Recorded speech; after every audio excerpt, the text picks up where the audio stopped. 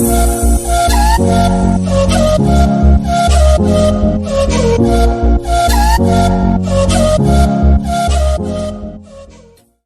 Friends, कैसे हैं आप सब। फ्रेंड्स, अपनी यूनिट चल रही है मल्टीपल इंटीग्रल और इस यूनिट में अब अपन काफी आगे बढ़ चुके हैं। सो फ्रेंड्स, इसी चैप्टर के ऊपर बेस मैं आपके लिए इस वीडियो में एक नया टॉपिक लेकर आया हूं, that is area under the Cartesian curves. Friends, आप एक मिनट के लिए रुकिए और ये सोचिए कि जो टॉपिक है area under the Cartesian curves और we can say area under the curves, क्या ये टॉपिक अपन ने मेरी कुछ पिछली वीडियोस में डिस्कस करा है? जी हाँ फ्रेंड्स, जो इस चैप्टर का मेरा फर्स्ट लेक्चर था उसमें जब मैं आपको डबल इंटीग्रल का फिजिकल सिग्निफिकेंस बता रहा था तो उस वक्त मैंने आपको क्या बताया था? उस वक्त मैंने आपको बताया था कि जो double integral of function f x comma y होता है dx dy, ये अपन को क्या देता है? ये अपन को वॉल्यूम देता है। कौन सी वॉल्यूम देता है, किस पोर्शन की वॉल्यूम देता है, ये सब अपन ने मेरी फर्स्ट वीडियो में अच्छी तरह से डिस्कस किया हुआ है। तो फ्रेंड्स, ये तो अपन को वॉल्यूम देता था और इसी के जस्ट बाद मैंने आपको एक चीज और बताई थी कि अगर ये जो function f x comma y है ये अगर यूनिटी हो जाए दैट इज 1, तो ये जो डबल इंटीग्रल है ये अपन को वॉल्यूम देने के बजाय ये अपन को एरिया देता है। एरिया कौन सा? Area of the region R. Friends, R region कौन सा रीजन होता था? ये जो function f x comma y है इसके डोमेन से बाउंड होने वाला जो रीजन बनता था उस रीजन को अपन आर से रिप्रेजेंट करते थे। इतनी बात समझ आती है? तो फ्रेंड्स, अपन को पता लग गया जब भी अपन से एरिया पूछा जाए कोई भी कर्व का तो अपन को क्या करना है? अपन को 1 का डबल इंटीग्रल कर देना है। फ्रेंड्स, यहाँ पर आपके दिमाग में एक बात आ रही होगी कि सर अपन को जब भी कोई क्वेश्चन दे रखा होगा, क्वेश्चन अपन को कुछ इस टाइप से देंगे कि कोई एक कर्व है, मान लीजिए सर्कल, ये कर्व दे रखा है x square plus y square is equal to 4 और इस कर्व का कोई पर्टिकुलर सेगमेंट का एरिया निकाल रहा है। मान लीजिए अपन को दिया कि फर्स्ट क्वाड्रेंट में इस कर्व का एरिया निकालिए, तो अपन को जो एरिया निकालना है अपन को इस रिक्वायर्ड रीजन का एरिया निकालना है। पर आपने तो कहा कि 1 का डबल इंटीग्रल करना है, अपन इस कर्व का यूज ही नहीं लिया। आपके मन में ये बात चल रही होगी, पर फ्रेंड्स ऐसा नहीं है। मैंने अभी तक इतना बोला कि अपन को 1 का डबल इंटीग्रल करना है, मैंने अभी इसके इंटीग्रल्स का क्या करना है मैंने उसके बारे में भी कुछ नहीं कहा। सो फ्रेंड्स, ये बात अपन जानते हैं कि अपना जो रिक्वायर्ड आर रीजन होता है, ये रिक्वायर्ड आर रीजन जो होता है डोमेन होता है एक्स और वाई की, और यहाँ पे अपन क्या रखते हैं, यहाँ इंटीग्रल्स पे अपन जो लिमिट्स रखते हैं वो भी अपन एक्स और वाई की रखते हैं और वी कैन से अपन एक्स और वाई की वैल्यूज रखते हैं। तो जो ये रिक्वायर्ड आर रीजन होता है इस आर रिक्वायर्ड रीजन को अपन यहाँ लिमिट्स से अपन रिप्रेजेंट कर सकते हैं, या फिर जो ये लिमिट्स होती है इन लिमिट्स की मदद से अपन इस रिक्वायर्ड आर रीजन को बना सकते हैं। मतलब ये दोनों वाइस वर्सा है। अगर अपने पास आर रीजन है, ये रिक्वायर्ड रीजन पता है, पोर्शन अपन को पता है, तो इस पोर्शन की मदद से इस पूरे पोर्शन को अपन लिमिट्स के टर्म में डिफाइन कर सकते हैं। और अगर अपन को लिमिट्स पता है तो इन लिमिट्स की मदद से अपन इस रिक्वायर्ड पोर्शन को ड्रॉ भी कर सकते हैं। सो फ्रेंड्स, इस टॉपिक में एरिया वाले टॉपिक के अंदर अपन को रिक्वायर्ड रीजन पता होगा कि भाई इस पोर्शन का एरिया निकालना है। तो अब अपन क्या करेंगे, उस पोर्शन की मदद से अपन लिमिट्स निकालेंगे। कैसे? एक्सटेंड करनी लिमिट्स अपन ने सीखी है स्ट्रिप्स की मदद से, तो अपन लिमिट्स एक्सटेंड कर देंगे और जो लिमिट्स होगी वो लिमिट्स इस रिक्वायर्ड रीजन आर को डिफाइन कर रही होगी। अगर मान लीजिए अपना रीजन आर चेंज हो गया, अगर अपना रीजन आर ये पूरा हो गया दैट इज सेमी सर्कल, तो अपने लिमिट्स भी उस हिसाब से चेंज हो जाएगी। तो जो लिमिट्स है वो आर रीजन के हिसाब से चेंज होती जाती है। तो अपने पास लिमिट्स आ जाएगी, तो लिमिट्स से आने से क्या अपने पास रिक्वायर्ड रीजन आ गया। तो friends, area under the curve की क्वेश्चन को सोल्व करने का कंसेप्ट अपन को समझ आ गया कि क्या करना है। अपन को सिंपल सी बात है 1 का डबल इंटीग्रल करना है। 1 का डबल इंटीग्रल कर देंगे और जो इंटीग्रल की लिमिट्स है वो लिमिट्स अपने रिक्वायर्ड आर रीजन को डिफाइन करेगी। आर रीजन नहीं भी के तो जिस भी रीजन का एरिया चाहिए उस रीजन को डिफाइन अपन कैसे करेंगे, इंटीग्रल की लिमिट्स की मदद से। तो फ्रेंड्स, अपन को कंसेप्ट समझ आ चुका है कि अपन को कर्व का एरिया कैसे निकालना है। तो चलिए इस कंसेप्ट को और अच्छे से क्लियर करते हैं एक एग्जांपल की मदद से। So friends, our first question is this. Friends, आइए क्वेश्चन को देखते हैं। क्वेश्चन में अपन को दे रखा है find the area of the plate in the form of quadrant of ellipse. Friends, अगर ये जो क्वाड्रेंट वर्ड है इसको अगर अपन 1 मिनट के लिए स्किप करके फिर क्वेश्चन को रीड करें तो अपन को क्या मिलता है? अपन को मिलता है area of the plate in the form of ellipse. मतलब जो एलिप्स पूरा फॉर्म हो रहा है उसका निकालना है एरिया। पर अब अपन को किधर रखा है, क्वाड्रेंट ऑफ एलिप्स। जो एलिप्स है वो एलिप्स अपना पूरे प्लेन के अंदर 4 क्वाड्रेंट में बटा हुआ है, तो आप कोई से भी क्वाड्रेंट का एरिया निकाल सकते हैं, आपका आंसर चेंज नहीं होगा, क्योंकि एरिया साइन पे डिपेंड नहीं करता। अगर इंटीग्रेशन बोलते हैं तो वो नेगेटिव पॉजिटिव आता, आपका आंसर डिफर करता।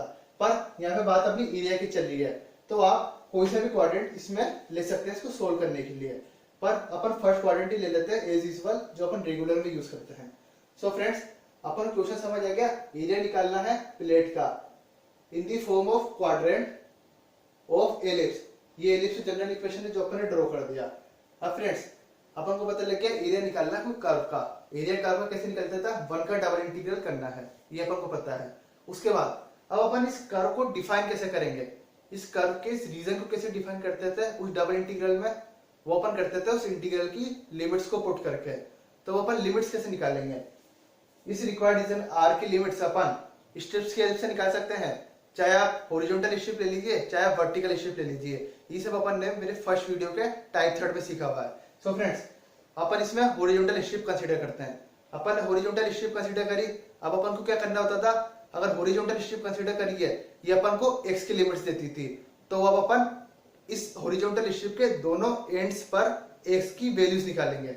इस वाले एंड पर, ये वाला एंड जो है ये तो y एक्सिस पर लाई कर रहा है, तो यहाँ पर x की वैल्यू 0 होगी, तो इस एंड पर x की वैल्यू 0 अपने पास आ गई। ये जो दूसरा एंड है, ये दूसरा एंड अपने एलिप्स पर लाई कर रहा है, तो एलिप्स से अपन x की वैल्यू ले लेते हैं, तो यहाँ पे अपने दूसरे एंड पर भी x की वैल्यू आ गई। तो फ्रेंड्स, अब अपने पास स्ट्रिप के दोनों एंड पर x की वैल्यू आ चुकी है। अब अपन को क्या चाहिए, अब अपन को रिक्वायर्ड है y की लिमिट्स। तो अभी जो स्ट्रिप है ये इस रिक्वायर्ड रीजन में y एक्सिस के अलोंग कैसे मूव कर रही है, इस पूरे में मूव कर रही है, that is from y is equal to 0 to y is equal to b। इस पूरे रिक्वायर्ड रीजन में इस पोर्शन में अपनी strip y is equal to 0 से y is equal to b move कर रही है, तो अपने पास y की लिमिट्स क्या आ गई, bottom to top, that is 0 से b। तो अपने पास अब x की लिमिट्स आ गई, y की लिमिट्स आ गई।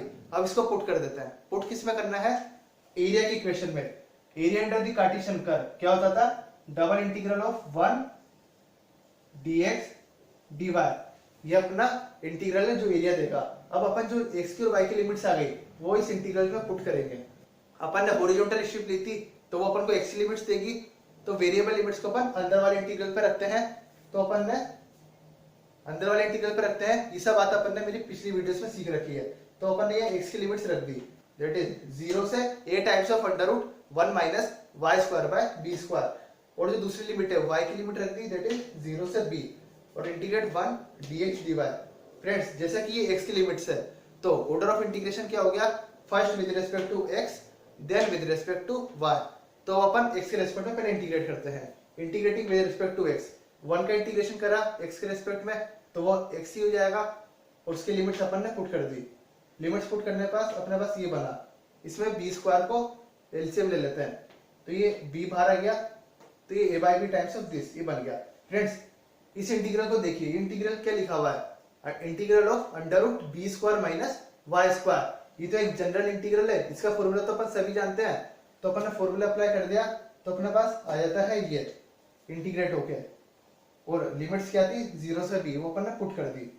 अब जब अपन b को अंदर पुट करेंगे, ये किसकी y की लिमिट्स थी, तो जब ये y की जगह b रखेंगे तो ये अंडर रूट 0 हो जाएगा, तो वो तो 0 हो गया, plus b square by 2 sign inverse of b by b, that is 1 हो जाएगा, माइनस ऑफ, अब अपन 0 को पुट करेंगे तो ये फिर 0 हो जाएगा, और ये साइन इनवर्स ऑफ 0 बन जाएगा।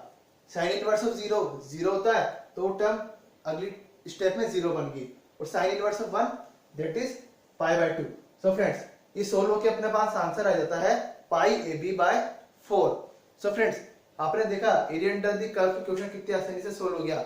बस कंसेप्ट यही है, 1 का डबल इंटीग्रल करना है, और लिमिट्स कहां से लेनी है, लिमिट्स अपन को जिस रिक्वायर्ड कर्व का अपन को एरिया निकालना है, उस कर्व में स्ट्रिप्स लगा के अपन को लिमिट्स पुट कर देनी है इस फॉर्मूले के अंदर।